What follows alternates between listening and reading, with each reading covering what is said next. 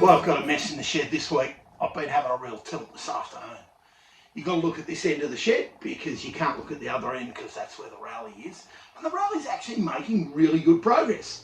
I'm a few weeks in front of you, I suppose. The episode you're about to watch was done directly after the disaster or the engine problem. I hadn't resolved the spark plug, so I put it aside and thought, you know what, better get on and solve another problem. So I got stuck into the clutch. The episode's made over a couple of weeks where I got clutch discs and tried to sort out how the clutch package works out and how to attach it all. Anyway, hope you enjoy the episode. Talk to you afterwards. Back on the Raleigh. I always think it's good to have little projects going all the time on these things. Stuff that's going to take a while. So I've been looking at the clutch. The clutch that comes on the bike is correct, I believe, and is in good condition and turns well and everything seems to be okay. The sprocket's probably slightly worn, but for my purposes, I think it's probably pretty good. Now, after a fair bit of research, I believe the clutch contains two plates with that lip on them. I don't know what to call it. A flat plate, which in this case is that one, plus the top piece. And these two are pegged together through that hole. It also contained two cork line friction plates. Now I've got, I don't know, several of them, because say somebody's been through, several clutches to get what we've got. But the cork's obviously shagged. They're 97 years old. That one's just pulled out in my hand, and I don't know. I'm not sure how you get it relined or anything like that. So I didn't lose a lot of sleep over it. It just is what it is. I did go online and spend a couple of nights looking for them, and then realised that in the shed I had, I think it's 5mm clutch friction plate material. So off to the water jetters I went, and the water jet lady, Sandy, is very kind. She cut me out 4 of them. Now, I've had this clutch material for years and years and years and years. I think I paid $100 for a square metre about 15 years ago. So it wasn't cheap then, but I've used it several times and it kind of works. So I got those cut out, and of course they fit perfectly in there. I'm going to put this stack together because the new friction material is slightly thinner than the old, and I may need to adjust the stack or something to get the clutch right. Let's have a look at that. Right, you're sitting next to me. So there's the old friction material plates. I don't know, they measure about, well, worn out, they measure about 466, 467 millimetres. And the new ones, sorry, I lied to you about 5mm. They're 336, so they're about a millimetre thinner, which is what I actually thought. This is how I think it goes. I don't think friction material goes on the bottom, because I just don't think it does. I don't know why. That's how I read it anyway. Metal plate, friction plate, metal plate, friction plate. And then I think you're supposed to, and that clips in and goes like that.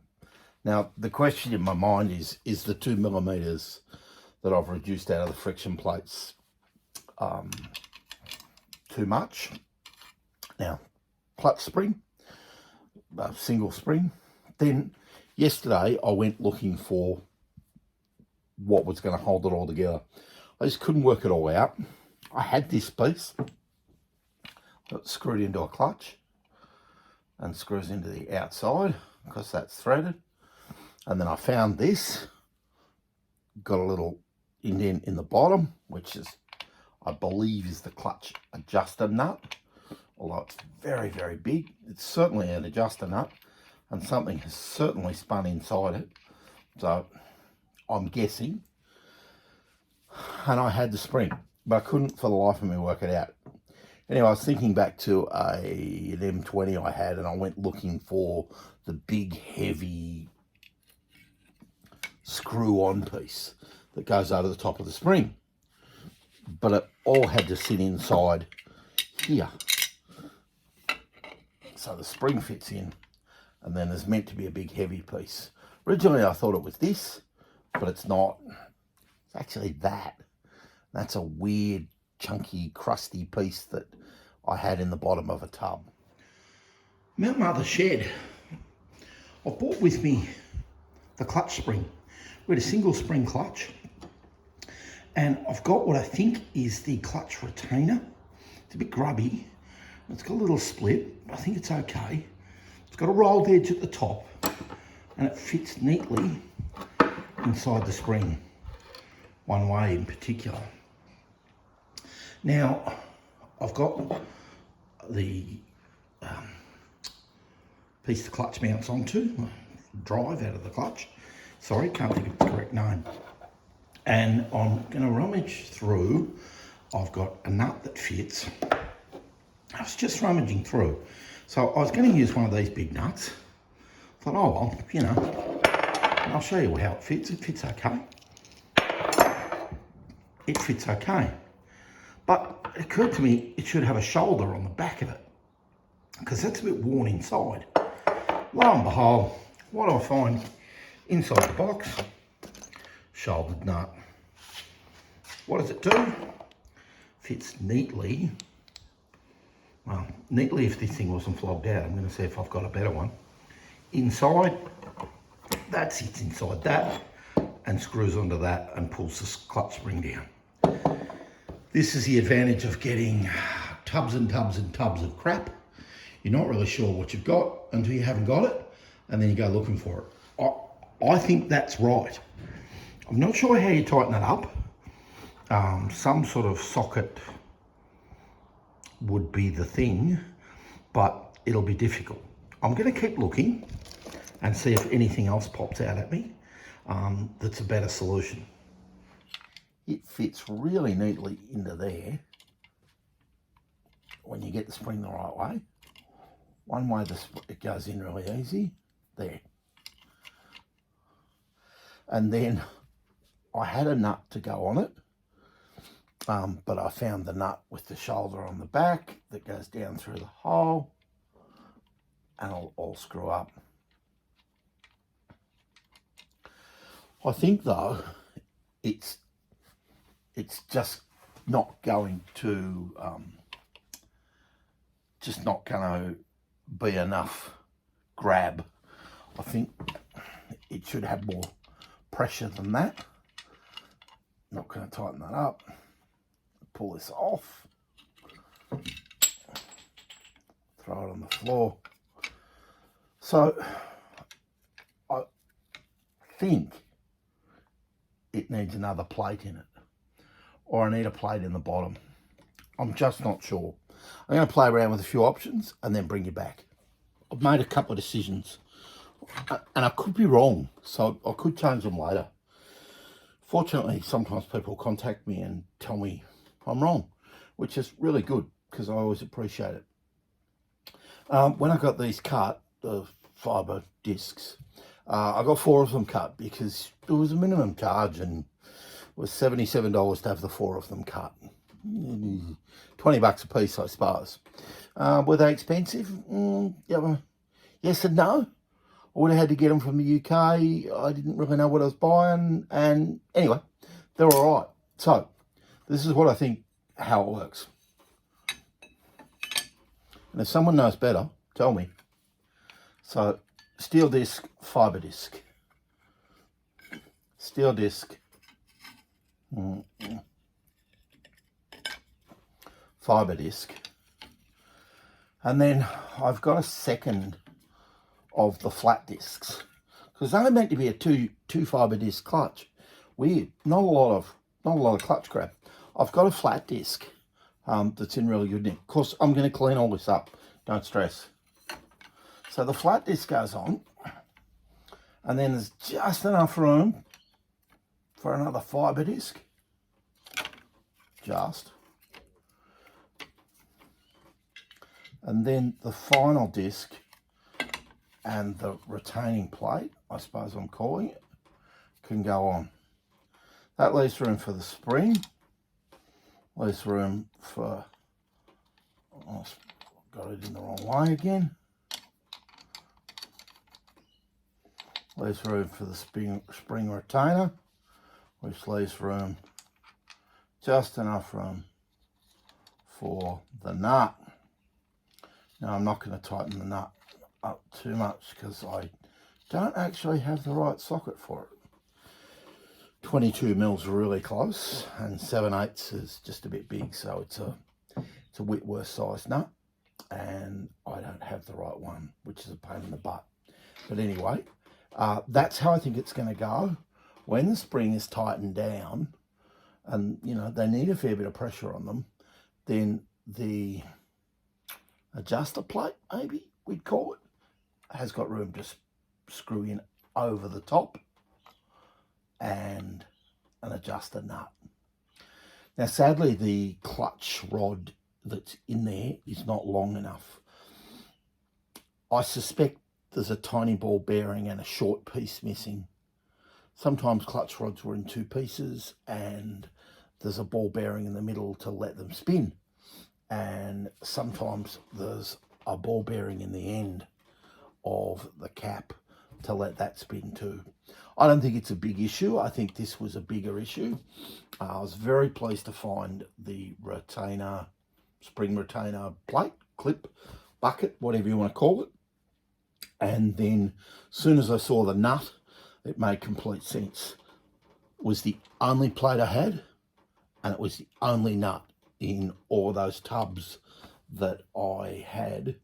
They were the only 2 like that. So process of elimination for me says that they belong in the clutch, and the fit of this bucket retainer on the spring just says it belongs there, and then the hole and the shoulder on the nut says it belongs. If I'm wrong, let me know, but that's a real victory for me because I wasn't sure I had a complete clutch, and to get a clutch together for $77 extra on what I've already paid was a good result. I do have 1 fibre disc left over. I don't necessarily call that a loss. I think it's handy to have, and it can go in the bucket. Good outcome. I need to get the right size socket, tension all that down, and then I need to work on the clutch activation rod and getting that sorted out. So I've been out and bought some clutch rod material. Now, in reality, it's 5mm stainless shaft, and it's very clean and very tidy, and it cost me 3/5 of nothing.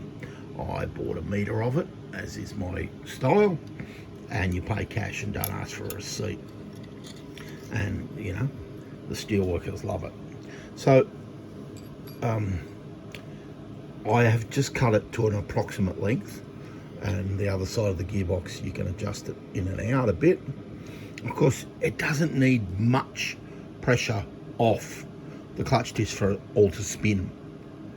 So I haven't got the right size socket to tighten the whole clutch down, and I haven't yet applied this, although I can just get it on. And I haven't tried this, so my feeling is that I've left it perhaps a centimetre long, but that's better than nothing. So these little jobs, you know, I've been gone about 45 minutes, and I live in a small town trying to sort it out, but I've got some material now and I can sort out the clutch. So I think the clutch is going to be okay. All needs a dose of evaporust or something like that. Really, really solid clean up, but I think the clutch is going to be okay. The metal plates look fine-ish. Bit of corrosion, but not bad. The friction plates are new, and there's 3 now, not 2. So I think they'll hold. It's a matter of getting the pressure of the spring right and the tension on the clutch rod right, and just adjusting all that. but it's a good victory, and it takes a couple of hours to get all that sorted out, let alone the clutch discs and the friction plate and all that. But it's a good little job done. Well, I've been thinking about sending the Magneto away to be rewound and tidied up and, you know, made good. And I thought, I better test fit all this to make sure I've got the right Magneto and the right platform and the right everything. Because I've been skating on thin ice with this project. So this has been altered, but I think that's the nut that holds the timing chain gear on, and that's fine. And then I think that's the bolt that holds that on, and that's fine. That gear then comes off, and all this is just sitting in place, and they about line up. Then come around the other side of the bike. The platform has adjustment in it, and you can see down there, you can slide the Magneto in and out, and you can slide the Magneto backwards and forwards. Now, I've got it a fair way forward. The nuts are not tight there, but it kind of fits. So I'm going to risk it for a biscuit and organise that to be rebuilt. I don't really know why it's the way it is with the throttle cable on it. We've talked about that before. I'll go and see a friend shortly and get it done. Now, I had this on the other way around originally with this piece at the back, but nothing fitted, so I've had it on and off a few times. Also messed with these pieces. This is obviously a Magneto mount, but doesn't really help me. It brings the Magneto up too high. So, and this, well, I don't really know what it is, but I offered it up several times in several ways. I think this is for a shield to go over the front, a tin plate shield to go over the Magneto to stop it getting wet. So I'm figuring that's what it is. Anyway, I think it's worthwhile proceeding ahead. It has got some damage. Sadly, it's damaged here. The friend I'm going to visit does aluminium weld, and I'm hoping he can fill that and then remill it. We'll see about that. I don't suppose it's the end of the world. The proper bolt and the proper fixing would see it probably be okay. You'll have to leave that one with me. Well, there you go. That's the episode about the clutch. I think it's a really good outcome. I'm really, really pleased. I hope it works. I still think it needs 3 discs in it. It doesn't seem to want to tighten up properly with 2 in it. And I have backwards and forwards over the last few weeks. The clutch was a good distraction from the engine, and that's what I always do. I try to distract myself from something that's gone wrong and give myself time to think about it, because there is an answer, and the answer's evolving as the weeks go on, because I'm 3-4 weeks in front of you. I hope you've had a good time. Please think about subscribing to the channel. Thanks to everyone that has. It's been super. Cheers. Have a good one.